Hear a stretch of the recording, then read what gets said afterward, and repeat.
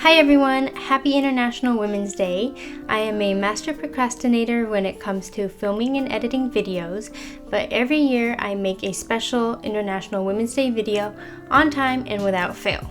So this year I want to showcase two very interesting presentations given by women on USA Climbing's medical committee. In September last year, USA Climbing hosted a virtual Women in Climbing Summit. With most in-person climbing events canceled last year, I was very thankful that USA Climbing put on a virtual summit and made it free. I listened to all 10 sessions that covered a variety of topics, and the two that I want to talk about today are the ones that I enjoyed the most. One about eating and fueling, and the second about health and injury consideration for women. I put together some slides, but do think of this video as kind of a quick summary or Spark Notes version. Each of the presentations was actually about an hour and a half, so there's a lot of great detail and a lot of great info. If these topics interest you, I highly encourage you to watch the full presentation, and I'll include the link to the session recording in the description below. Great! The first presentation is what every climber needs to know about fueling and eating disorders, and this presentation was given by Marisa Michael, an experienced dietitian. She's also an author and has a book called Nutrition for Climbers, Fuel for the Send. So Marisa talked about a couple of climbing studies. One found that being lean itself does not make one a better climber. Another study found that disordered eating is more prevalent in women and elite climbers. And disordered eating includes anorexia, bulimia, binge eating, orthorexia, among others. Marisa's own research looking at youth climbers ages 11 to 17 found that a majority of youth climbers were under-eating their target fat, carbohydrate, and calorie needs. And this may have consequences such as the child not reaching their full adult height, their bones are less dense than they should be, and brain and other developmental impacts. The takeaway is that climbing coaches should be careful on how they breach the subject of weight. They really shouldn't be commenting on a child's weight or height, but if there are concerns, they should refer them to a professional, a dietitian or physician.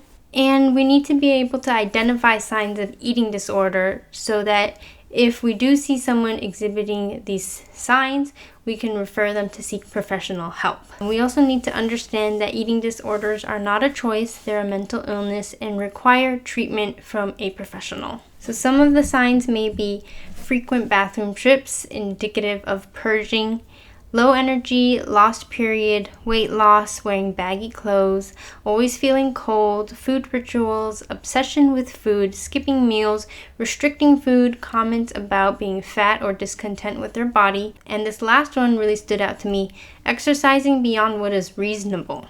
A hot topic in sports science now is relative energy deficiency in sport, abbreviated as RED-S. And this is basically where you're not eating enough to match your body's needs.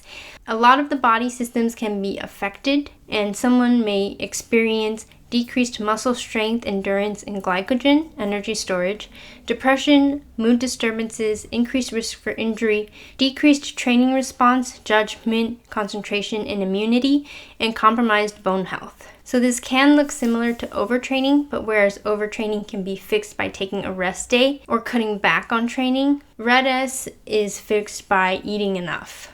Eating is important. You need your carbs, protein, and fat too.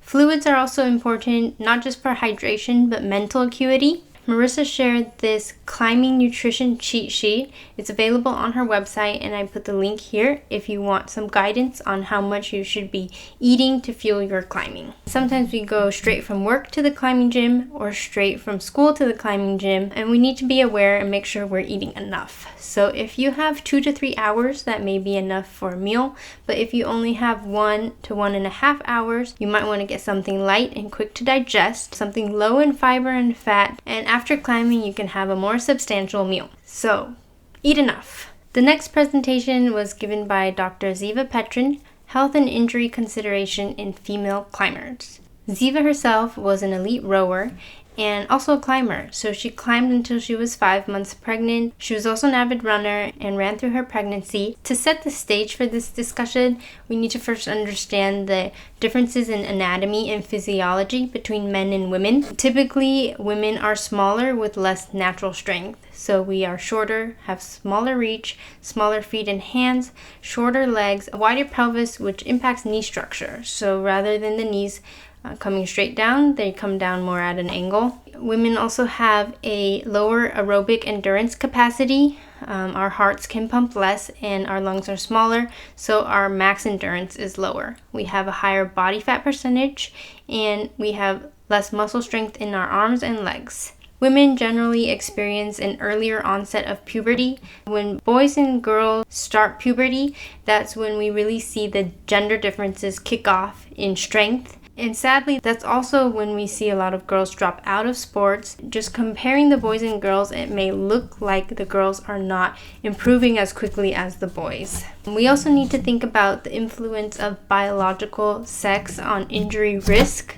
In other sports, we do see a difference in the types of injuries and number of major injuries and surgeries between men and women. We know that women tend to be shorter and have smaller hands, so do we need to train differently? And how do our hormones impact our training cycle? Our hormone levels are different during pre-puberty, our menstrual cycle, whether we're on birth control, pregnant, or experiencing menopause. In other sports, women have started tracking their periods and using that to optimize their training. Rather than fight how they're feeling, they'll time their training based on their menstrual cycle. Studies have also found that women have a higher chance of ACL rupture during the pre-ovulatory and ovulatory period. In general, women have a higher risk of lower extremity injury, and that's due to having wider hips, knees coming down more at an angle.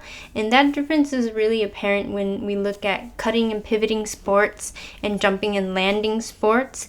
Women need to work harder to keep their knees straight and avoid dynamic valgus. Boys also tend to develop this better because they have more exposure. If you're exposed to other sports, you may develop this knee control better. So women are more at risk, but we can use neuromuscular injury prevention programs to help us develop this better. There's not much known about specific climbing related injuries though, so there is a need for more research in this area. We need to understand in what other areas women are more at risk and be able to make climbing safer for women and everyone. Thanks for watching. Hope you found this video useful and interesting. Please leave a like or comment. Let me know if you would like me to make a similar video covering some of the other topics such as diversity, inclusivity, and barriers, challenges that women face in the industry. See you next time.